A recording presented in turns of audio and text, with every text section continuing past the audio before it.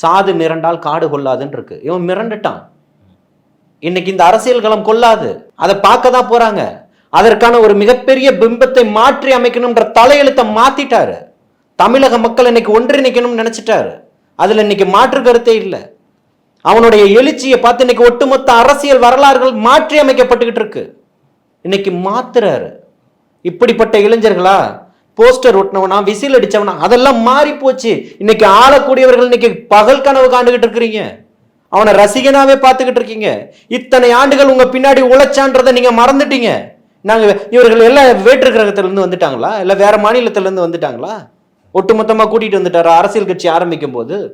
இங்க ஏதோ ஒரு கட்சியில பயணம் செஞ்சுக்கிட்டு இருந்தவன் தான் இன்னைக்கு ஒட்டுமொத்தமா தமிழக வெற்றி கழகத்தின் பின்னாடி போய் நின்றுட்டு இருக்கான். 2026 மிகப்பெரிய ஒரு மாற்றத்தை கொண்டு வரணும்னு நினைக்கிறான். அதற்கான இன்னைக்கு அவனுடைய வியர்வை துளிகள் ஒவ்வொன்றும் 2026 மிகப்பெரிய ஒரு மாற்றத்தை கொண்டு வரும்.